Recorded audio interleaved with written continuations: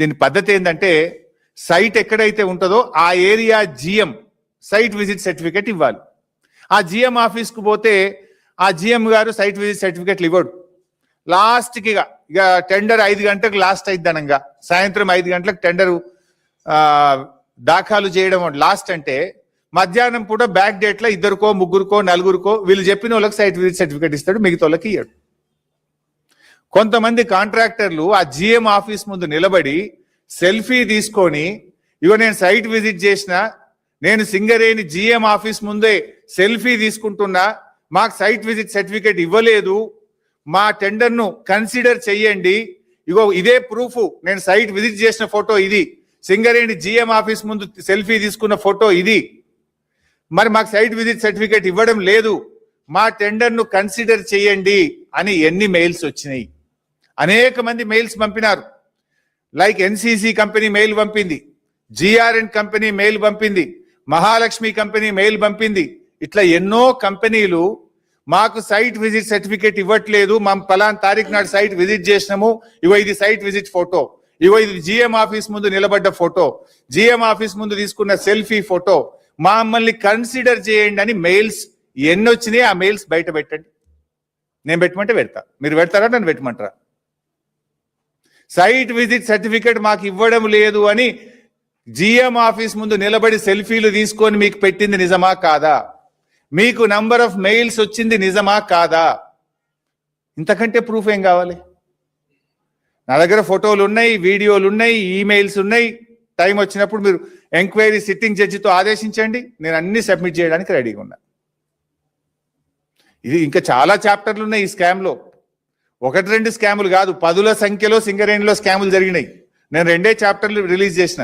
First OB scam, second solar scam, 2 release చేసిన. ఇంకా చాలా ఉన్నాయి. సీరియల్గా వదలాల్సి వస్తుందేమో. ఈమెయిల్స్ ఉన్నాయి, ఫోటోలు ఉన్నాయి, వీడియోలు ఉన్నాయి. ఏ హోటల్లో ఈ కింగ్ పిన్ ఏ హోటల్లో మీటింగ్ పెట్టిండు, హోటల్లో కూర్చున్న కాంట్రాక్టర్లు, ది రింగ్ మాస్టర్, ముఖ్యమంత్రి గారి బంధువు కూడా కూర్చున్న ఫోటోలు కూడా నా దగ్గర ఉన్నాయి. టైం వచ్చినప్పుడు రిలీజ్ చేస్తా.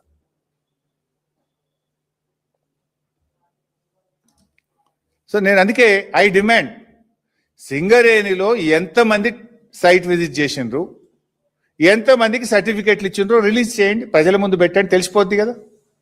శ్వేతపత్రం విడుదల చేయండి.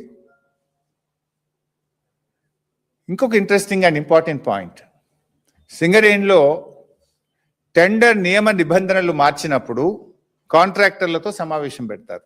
That's a procedure in Singareni. ఆ కాంట్రాక్టర్లు అందరూ తమ అభిప్రాయాలు చెప్తారు. సింగరేణిలో ఒక సందర్భంలో మీటింగ్ పెట్టినప్పుడు కాంట్రాక్టర్లు, అరే మేము సైట్ విజిట్ చేసినాము, మాకు సర్టిఫికెట్లు ఇవ్వట్లేదని వ్రాతపూర్వకంగా కంప్లైంట్ ఇచ్చారు. మీటింగ్లో ఓరల్గా కూడా చెప్పారు. ఇది మొత్తం కూడా రింగ్ అవుతుంది. ఎప్పుడు సింగరేణి చరిత్రలో ఓబీ వర్క్స్లో ఇటువంటి పద్ధతి లేదు, ఇది సింగరేణికి నష్టం జరుగుతుంది, పారదర్శకత లోపిస్తుంది అని అనేక మంది కాంట్రాక్టర్లు మీకు వ్రాతపూర్వకంగా ఇచ్చిండ్రా లేదా?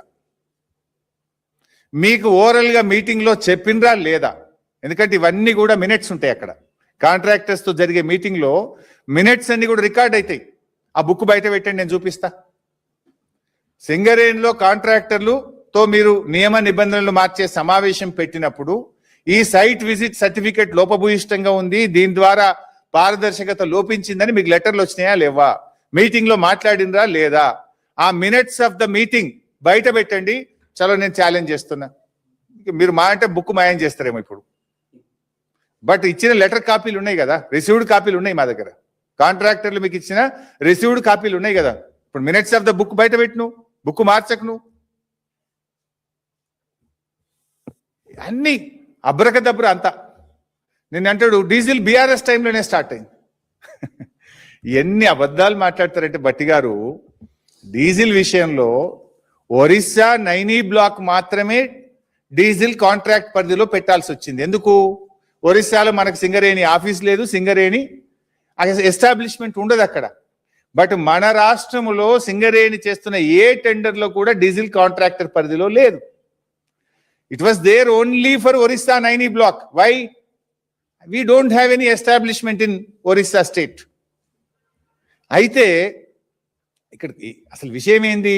కమిషన్ల కోసం, నియమ నిబంధనల పేరిట కొంతమంది కాంట్రాక్టర్లకు ఎలిజిబిలిటీ రాకుండా చేయడం. డీజిల్ అనేది 100 రూపాయల వర్క్ అనుకోండి, 50 రూపాయల వర్క్ ఉంటే 50 రూపాయలు డీజిల్ ఉంటుంది. సో 50%. ఇప్పుడు వాల్యూ ఇంతకుముందు ఒక 600 రూపాయల వర్క్ ఉంది అనుకోండి ఓబీ, డీజిల్ యాడ్ చేస్తే అది 1200 రూపాయలు అవుతుంది. 1200 రూపాయలు అయినప్పుడు కొంతమంది కాంట్రాక్టర్లకు ఎలిజిబిలిటీ రాక వాళ్ళు ఎగిరిపోతారు. సో కొంతమందిని పోటీ తగ్గించడానికి, పోటీని నివారించడానికి చేసినటువంటి కుట్ర కొంత. 600లకు వచ్చే కమిషన్ బదులు 1200 కోట్ల మీద కమిషన్ వస్తుంది. ఇది దీని వెనుక ఉన్నటువంటి సత్యం. మరి ఇంకోటి అడుగుతున్నా నేను, మరి డీజిల్ బీఆర్ఎస్ హయాంలోనే వచ్చిందని ఒక మాట అన్నావు కదా, ఆన్ గోయింగ్ ఎగ్జిస్టింగ్ వర్క్స్ ఒక 100 ఉన్నాయి సింగరేణిలా. మరి ఆ కాంట్రాక్టర్లు అందరికీ డీజిల్ కొనుగోలు చేసే అవకాశం ఎందుకు ఇస్తలేవు? ఇచ్చిండ్రా వాళ్ళకు? మరి అంటే మీ స్వార్థం కోసం ఇవాళ మీరు కొత్త నియమ నిబంధనలు పెట్టి మైనింగ్ లో అనుభవం ఉన్నటువంటి కాంట్రాక్టర్లను లేకుండా చేసిండ్రు. ఇలా దాని పర్యవసానమే సింగరేణిలో బొగ్గు ఉత్పత్తి తగ్గిపోతా ఉంది. ఇలా బొగ్గు ఉత్పత్తి రోజు రోజుకు తగ్గిపోతా ఉంది. ఇది సింగరేణి బొగ్గు ఉత్పత్తి వివరాలు. కాంగ్రెస్ అధికారంలోకి వచ్చిన నాటి నుంచి